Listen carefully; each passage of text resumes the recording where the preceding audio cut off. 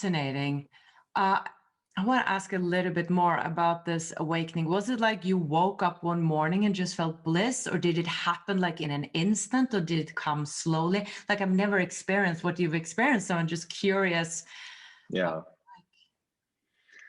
So I was working at I was working at Google at the time in Mountain View as a personal trainer, and I was going up to this little balcony above my gym every day at lunch on my break, and I would just listen to Eckhart Tolle for about 45 minutes to an hour and just kind of stare at the clouds. And it was the only time of my day that I really had peace from my mind. So I couldn't wait to get on my break every day. And I'd probably been doing that for like 3 months or so. And one day I was listening to a lecture from Eckhart where he was kind of making light or making jokes about things that the ego says to us and showing how trivial and stupid it is. So he would say a phrase and the audience would laugh, and then he would laugh and I would laugh. And he was saying things like, if everyone would only be nicer to me, then I could truly be happy. And then he would, and he would laugh, and the audience would laugh. And I was laughing each time. And at the third or fourth one, he said something in me, I just recognized like, whoa, that's exactly what my ego says all day, every day. Like, yeah, it's just a stupid tape recorder on a loop.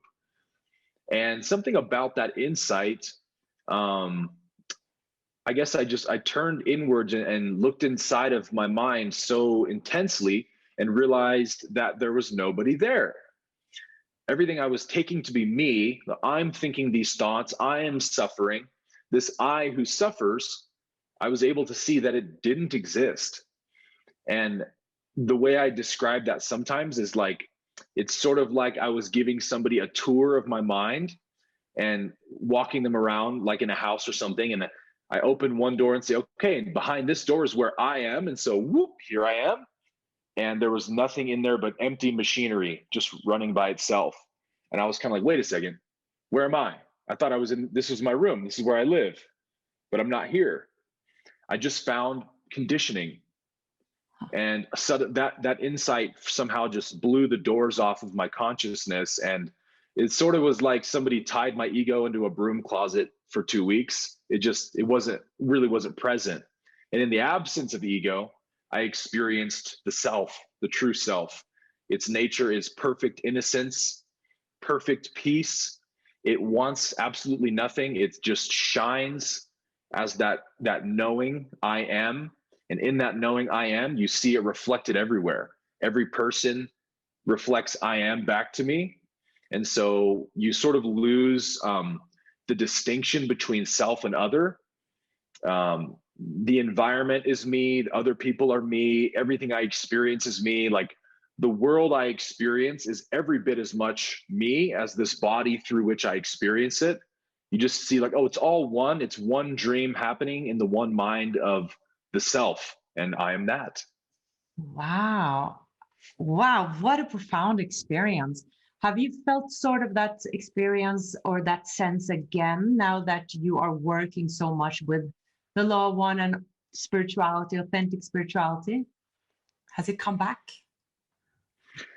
Yeah, it wouldn't feel totally accurate to say it's come back, because I have, especially through the Course in Miracles and the Law of One, putting these practices to work every day.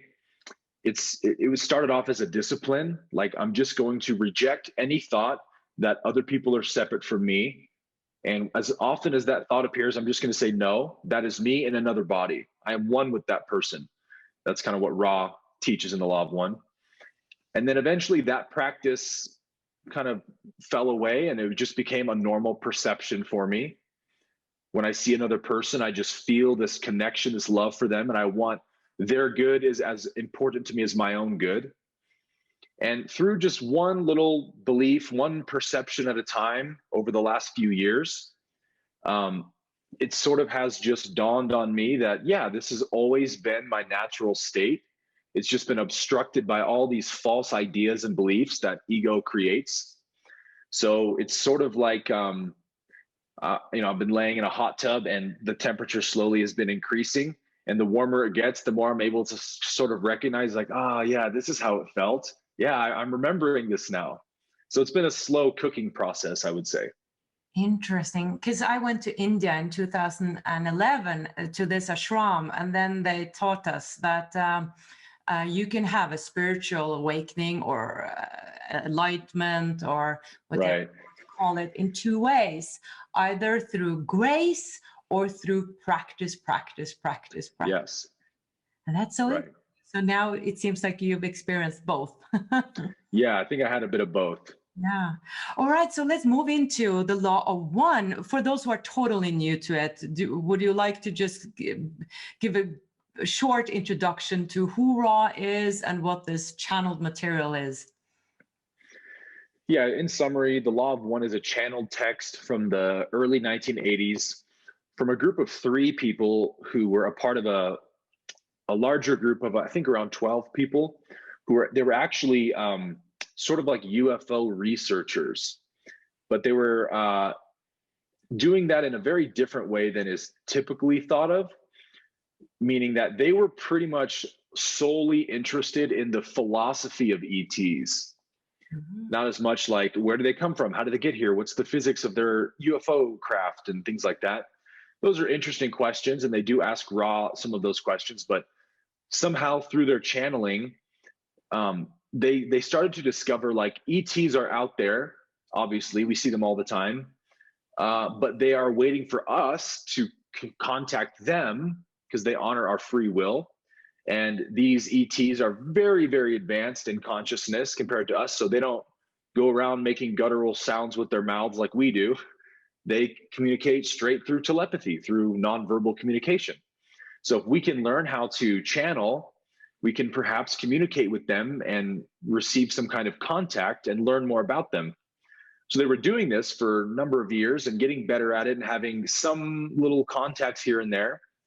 And there was one session, one night, where actually the only woman in the group, who was Carla, received contact from an entity that identified itself as Ra. And they knew right away, based on the communication that was happening, that this is a genuine contact with an extraterrestrial entity. So they said, okay, let's get some dedicated channeling sessions going. And the format they used is one questioner, of course, the channeler, and then a scribe, somebody who's recording and writing down the manuscript. And so that was the group that contacted Ra. And Ra basically would only communicate in the question answer format with them because they again really want to honor free will. So they're kind of like, we're not here to present some religion or philosophy to you.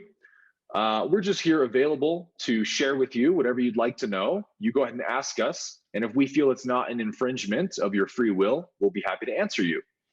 So they just start kind of questioning Ra about stuff. And Ra sort of describes in answer what the nature of the universe is. Why are we here? Who are we? What's the purpose of life?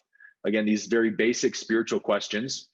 And the answers, as you could expect, as one would expect from a true extraterrestrial, are beyond mind-blowing.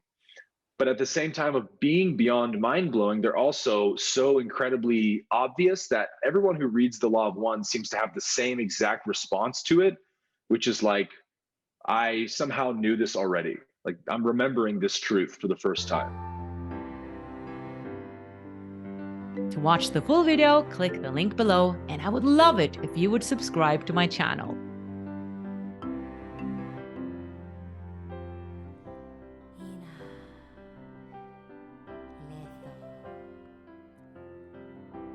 Resto maliata falia.